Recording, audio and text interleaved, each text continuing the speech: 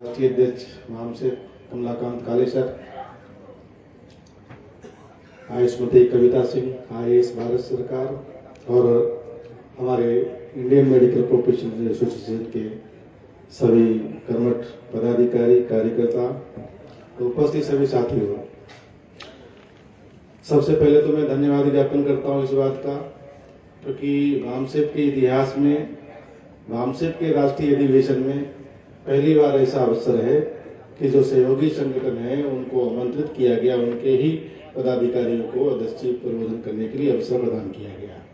ये नेतृत्व निर्माण करने का जो प्लान था उसकी दिशा में आदरणीय कमलाकांत कालेसर के द्वारा उठाया हुआ कदम सराहनीय कदम है और ये CEC भामसेप के उनका भी धन्यवाद ज्ञापन करता हूं जिन्होंने इस बात के लिए अवसर प्रदान किया। क्योंकि यहाँ पर हम एकेडमिक डिस्कशन के लिए नहीं आए हुए, जो विषय रखा गया हुआ है ऑलरेडी हम लोग इस सब्जेक्ट पर इंडियन मेडिकल प्रोफेशनल एसोसिएशन की चर्चा कर चुके हैं। 20 नवंबर को राष्ट्रीय अधिवेशन हमारा हुआ था। आज फिर हमने यहाँ पर इसकी चर्चा की चीजें रखा हुआ है क्योंकि पूरे देश से और दूसरी कंट्री से लोग भी यहाँ पर आए हुए हैं, उनके बीच में मैसेज जाना चाहिए कि भारत में जो हेल्थ सिस्टम है उसका स्टेटस क्या है, प्राचीन स्टेटस सिस्टम क्या था, वर्तमान में क्या चल रहा है, ये सब चीजें हुई हैं तो उसके पीछे का कारण क्या है, और जो एक बहुत बड़ा वर्ग मूल निवासी बहुजन समाज से जो मेडिकल प्रोफेशन में आया है उसकी रिस्पॉन्सिबिलिटी क्या है। क्योंकि हम लोग हेल्थ में आने के बाद, हेल्थ सिस्टम में, एजुकेशन में आने के बाद में हमने कभी भी हमारे महापुरुषों के बारे में कोई बात नहीं पढ़ाई गई, ना ही हमारे सिलेबस में शामिल है। इवन मेडिकल में नहीं आए थे, जो लोग मेडिकल में आना चाहते हैं उनको भी कोई ऐसा एजुकेशन सिस्टम में जो महापुरुषों की विचारधारा है उनके बारे में कोई जानकारी नहीं दिया जाता है। मतलब जो मेडिकल प्रोफेशनल्स है, डॉक्टर्स है, पैरामेडिकल्स है, उनके पास समाज शास्त्र का बिल्कुल भी जानकारी नहीं है। खासतौर से 2013 तक की बात बता रहा हूं। जब हम लोगों ने संगठन बनाया उसके बाद में बड़े पैमाने पर भामसेप के अधिवेशन में और इंडियन मेडिकल प्रोफेशन के अधिवेशन में ये डॉक्टर्स और पैरामेडिकल्स आना शुरू हुए। तो जो समाज में एक टीम वर्ग जो निर्माण हुआ उसके पीछे का जो महापुरुषों का मकसद था, उस मकसद को समझना ज्यादा जरूरी है। एकेडमिक लेवल पर का षड्यंत्र, यानी जो संविधान में हम लोगों को अधिकार दिया गया उसके अनुसार भारत का हेल्थ सिस्टम क्यों नहीं है, इसके पीछे कारण क्या है, ये कारण समझने की जरूरत, रूट कॉज क्या है।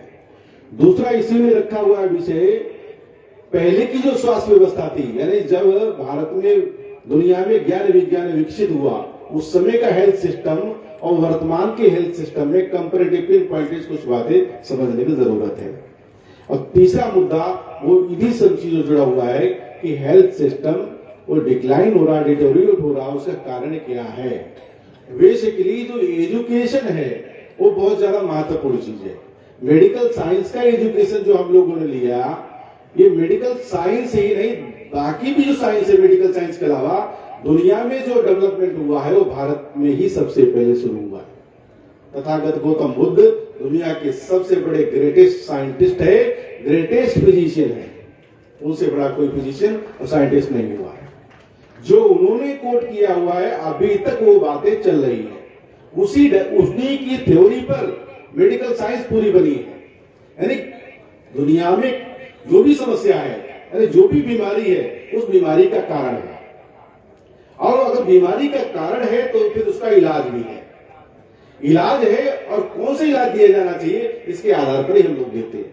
फॉर एग्जाम्पल, जब आप किसी डॉक्टर के पास जाते हैं तो आप अपनी तकलीफ को बताते हैं, आपकी परेशानी क्या है, आपकी परेशानी के अनुसार में आपको एग्जामिन किया जाता है।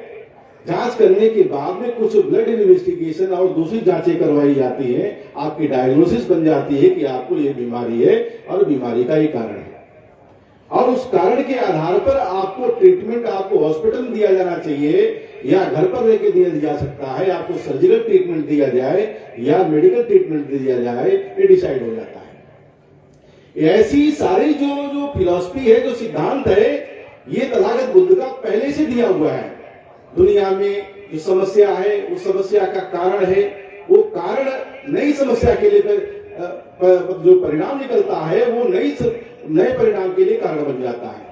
तो विशेष साइकिल है, इसी के आधार पर मेडिकल साइंस भी चल रहा है। तो भारत का जो हेल्थ सिस्टम है, बाबा साहब अम्बेडकर ये जानते थे, मानते थे कि भारत में जो मूल निवासी बहुजन समाज है, जिसको SC ST OBC के रूप में संविधान में मान्यता दिया गया है, ये लोग, इनका एजुकेशन लेवल भी नीचे है, इनका इकोनॉमिक लेवल भी नीचे है, सोशल स्टेटस इनका नीचे है। तो भारत का जो हेल्थ सिस्टम है, वो पब्लिक हेल्थ सिस्टम अगर होगा, गवर्नमेंट हेल्थ सिस्टम होगा, तो उसमें पॉलिसी क्या होनी चाहिए, उसके बारे में बहुत गंभीरता पूर्वक विचार किया हुआ था। इसीलिए आर्टिकल 47 में लिखा गया और 21 में लिखा गया कि ये भारत सरकार की रिस्पॉन्सिबिलिटी है, लोगों का स्वास्थ्य कैसा होना चाहिए। स्वास्थ्य का मतलब केवल और केवल हम लोग ये समझते हैं, हमको बीमारी नहीं हुआ तो हम स्वस्थ हैं। स्वास्थ्य का मतलब है कि आपके अंदर जो सामाजिक रूप से ठीक है, मानसिक रूप से ठीक है, आप फिजिकली ठीक है, ये सारी चीजें, 3 चीजें और ऐड हो जाती है।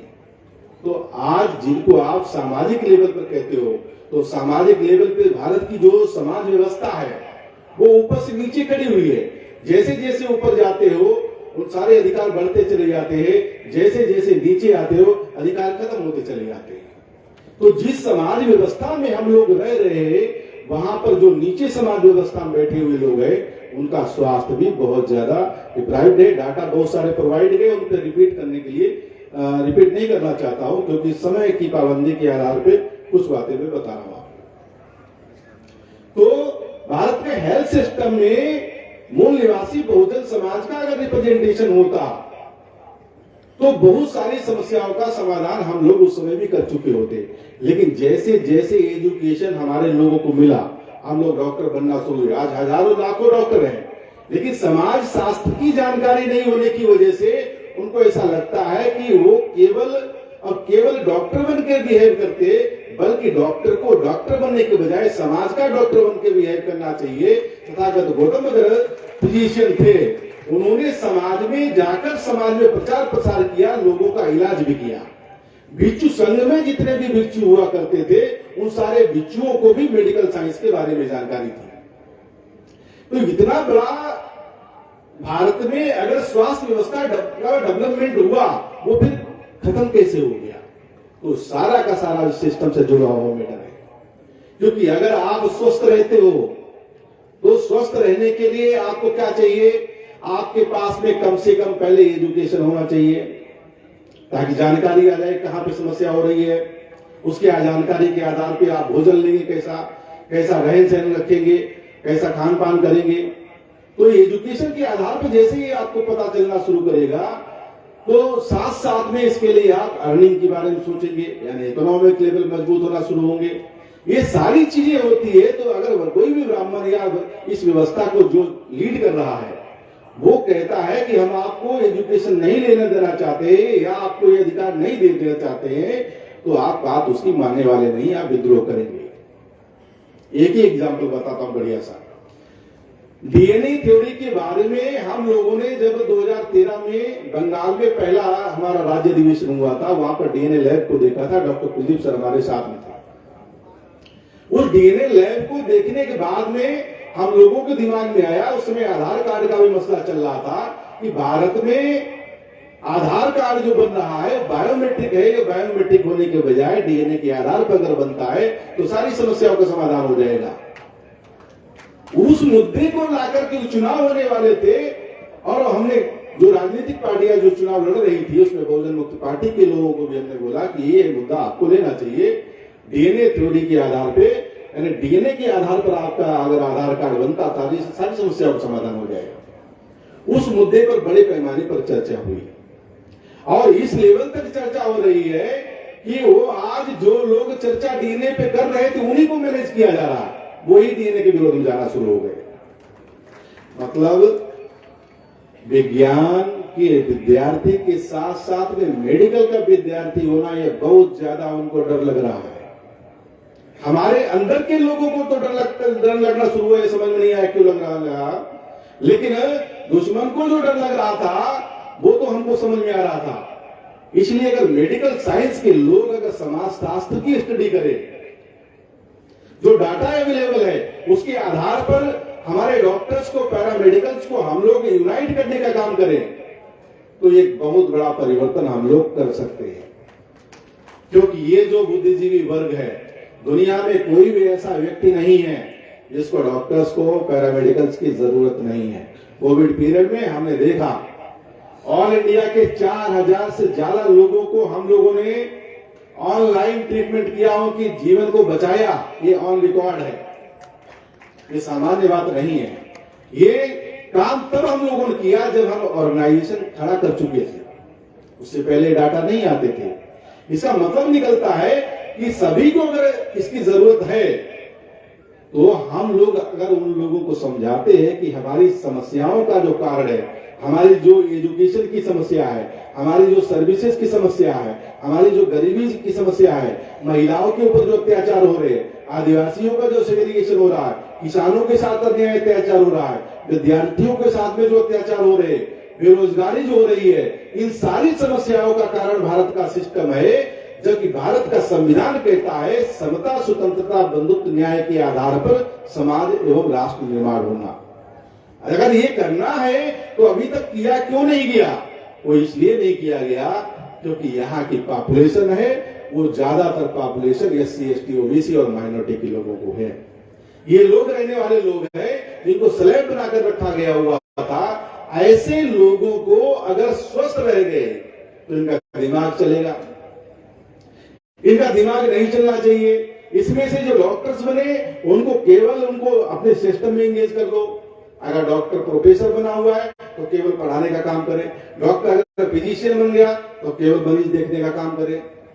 जबकि ब्राह्मणी व्यवस्था में जो ब्राह्मण वर्ग है, इनके ब्राह्मण क्षत्रिय वेश के जो डॉक्टर हैं और पैरामेडिकल्स है, ये प्रतिदिन समाज में समय लगा रहे हैं। हमारे डॉक्टर्स केवल अपना ही काम करने में एक्सपर्ट है, अपना ही हॉस्पिटल, अपना ही डिपार्टमेंट, अपनी एक्सपर्टाइजेशन में एक्सपर्ट है, लेकिन समाज के बारे में वो काम करते हुए दिखाई नहीं दे रहे। परंतु जैसे ही मेडिकल ऑर्गेनाइजेशन बनाया, ये बड़े पैमाने पर मेडिकल प्रोफेशनल हमारे साथ जुड़ना शुरू हो गए। इसलिए हम लोगों ने प्लान बनाकर इस विषय को रखा हुआ था कि डाटा बहुत सारे अवेलेबल है, इसके ऊपर हम लोग बुक पब्लिश करने वाले हैं जल्दी, कि भारत का हेल्थ सिस्टम ये डिटोरिएट क्यों हुआ, इसका कारण क्या है, इसके ऊपर बुक पब्लिश हो रही है। काफी सारा डाटा प्रोवाइड हो चुका, प्रिंटिंग में अगले महीने में चली जाएगी, वो आप लोगों को उपलब्ध हो जाएगी। तो भारत के हेल्थ सिस्टम को हम लोगों को अगर समझना है तो ये भारत की जो समाज सिस्टम है, समाज व्यवस्था है, इसको ध्यान रखते हुए अगर कंपैरेटिवली अगर समझोगे तो बात आपको समझ में आएगी। आज की डेट में जैसा डॉक्टर कुलदीप सर ने भी बताया और तमाम हमारे पहला जो डॉक्टर विक्रम सिंह ने डाटा दिया, जो SC, ST, OBC माइनॉरिटी का जो लोग, जो डॉक्टर्स लोग है, वो ज्यादातर गवर्नमेंट सेक्टर में है और वो गवर्नमेंट सेक्टर के हॉस्पिटल सब सारे के सारे आज की डेट में वो भी धीरे धीरे खत्म होते चले जा रहे हैं, क्योंकि वो फैसिलिटी नहीं है। प्राइवेट सेक्टर में डालने की प्लान चल रही है, प्राइवेटाइजेशन उनका हो रहा। अगर गवर्नमेंट सेक्टर प्राइवेट सेक्टर में चला जाएगा तो जो गरीब मजदूर है और 85% जिनको कह रहे हो, उनको हेल्थ फैसिलिटी कहां से मिलेगी? ये आने वाले में बहुत बड़ी मुश्किल होने वाली है। कोविड के समय में जो मैनेजमेंट नहीं हो पाया उसका कारण यही था, क्योंकि जो इंफ्रास्ट्रक्चर होना चाहिए वो इंफ्रास्ट्रक्चर, वो बजट उस लेवल का स्वास्थ्य व्यवस्था में नहीं दिया गया। फार्मास्यूटिकल कंपनियों को बढ़ाने के लिए मौका दिया गया, करोड़ों रुपया फार्मास्यूटिकल कंपनियों ने कमाया। एक सिंपल आपकी क्लोरोक्विन दवाई के लिए कितना उस समय छपा दिया, ये मतलब जिसको लोग यूज नहीं कर रहे थे उसको बड़े पैमाने पर कोविड के नाम पे इस्तेमाल कराया गया। बार बार स्टैंड बदलेंगे, जो नॉन मेडिकल के लोग वो सलाह दे रहे थे क्या दवाई खाना है। अब आप समझिए हेल्थ सिस्टम कहां जा रहा है। उसके पीछे का कारण है कि सामूहिक नरसंहार किया जाए। जो लोग बुद्धि चला लगा रहे, जो लोग दिमाग लगा रहे, वो दिमाग बुद्धि लगाने वाले लोग नहीं रहना चाहिए। किसी भी हालत में भारत में फुले साहू अम्बेडकर मूवमेंट सफल नहीं होना चाहिए। उनका प्लान बनाया हुआ है। हम लोग ये चाहते हैं कि भारत में इस मूवमेंट को हम सफल करके ही मानेंगे। ऐसी स्थिति के लिए ये जो इंडियन मेडिकल प्रोफेशनल एसोसिएशन संगठन बनाया गया हुआ है, इसमें आप सभी लोगों के सहयोग की जरूरत है, क्योंकि ये संगठन केवल डॉक्टर्स पैरामेडिकल्स के लिए नहीं है, ये समाज के लिए बनाया हुआ संगठन है। समाज की समस्याओं का समाधान के लिए जो मूवमेंट चल रहा है, वो मिशन चल रहा है, उस मिशन को फुलफिल करना ऑब्जेक्टिव है। अब जब आप डॉक्टर्स के बीच जाते हो तो बोलते हो मैं तो डॉक्टर नहीं, तो कैसे समझाऊं? मुझे भी तो किसी नॉन डॉक्टर ने समझाया था। तो अगर हम लोग ये प्लान बना ले कि भारत में जहां जहां भी वामसेप का नेटवर्क है, उस वामसेप के नेटवर्क के माध्यम से हम लोग हमारे हर डिस्ट्रिक्ट में जाकर, डिस्ट्रिक्ट लेवल पर, स्टेट लेवल पर, सभी जगह अगर प्लान बनाकर 1 दिन का 2 दिन का अगर समय लगाकर हम ये आइडेंटिफाइड करें, डाटा अवेलेबल है, कितने हॉस्पिटल्स है, कितने पीएससी है, कितने सीएससी है, कितने मेडिकल कॉलेज है, ये सारा डाटा अवेलेबल है। उस डाटा के आधार पर अगर हम लोग वो आइडेंटिफाइड करें, OBC, schedule caste, schedule tribe caste के कितने डॉक्टर्स पैरामेडिकल्स वहां पर हैं और उनको अप्रोच करें, बार बार अप्रोच करें। वो एक बार बात आपकी नहीं सुनेंगे, 2 बार नहीं सुनेंगे, 3 बार नहीं सुनेंगे, कोई बात नहीं, फिर भी आपको उनको इंफॉर्मेशन लगातार देना है। बार बार आप जब लगातार इंफॉर्मेशन देते रहोगे तो आने वाले समय में वो आपकी बात जरूर सुनेंगे। ये सिद्धांत है। वो लोग रोज रोज राम राम क्यों करते हैं? इसलिए राम राम करते हैं ताकि राम राम करते हुए तुम्हारे दिमाग से भी राम राम निकलना शुरू करे। इसलिए मेष राम ने भी जय राम करना शुरू कर दिया है। आपको नहीं मालूम, उन्होंने सिखा दिया। समझिए, बहुत जरूरी है हम लोगों को हर हालत में, किसी भी हालत में अपनी बात को समाज के बीच में लेकर जाना होगा। इसके अलावा कुछ भी नहीं। और बहुत सारी बातें हैं, क्योंकि डाटा ऑलरेडी दिए गए हुए हैं, वो डाटा आपको कंपाइल करेंगे हम। और कुछ और चीजें हैं जो बुक में हम लोग पब्लिश कर रहे हैं धीरे धीरे। भविष्य में मौका मिलेगा, इंपा के माध्यम से हम लोग कार्यक्रम ऑल इंडिया में लगाएंगे। तो आप अपने अपने जिले में, अपने अपने राज्य में इस मेडिकल ऑर्गेनाइजेशन को भी बिल्डअप करने का काम करेंगे। हम लोगों ने पिछले 8-10 महीने जो भी संकट काल गुजरे हैं संगठन में, मूवमेंट में, उसमें इंपा ने फ्रंट पर आकर इस काम को अपने कंधे पर लिया और मिशन को बचाने के लिए जो भी आदरणीय कमलाकांत काले सर ने हमको कहा, उसके लिए सारा हम लोग आगे बढ़ते हुए लगातार आगे बढ़ रहे हैं। महादेव वीर वातन साहब, उनके दिशा निर्देशन में उनसे जो सीखा हमने, सिद्धांत के माध्यम से सीखे, मिशन के बारे में जो विचार सीखे, हम लोग मेडिकल प्रोफेशनल्स के बीच में ले जा रहे हैं बराबर उन चीजों को। आने वाले समय में आप लोग भी इस इंपा को अभी बचाने और बढ़ाने में काम करेंगे, ऐसी आशा रखता हूं। क्योंकि वो जानते हैं कि अगर हमको डिस्टर्ब करेंगे तो हमसे को डिस्टर्ब कर लेंगे। ऐसा उनकी बस की बात नहीं है। ये डॉक्टर्स का संगठन है। हम लोग कोई अरे गहरे नत्थो करे मेषराम जैसे लोग नहीं है, पढ़े लिखे इंटेलेक्चुअल लोग हैं।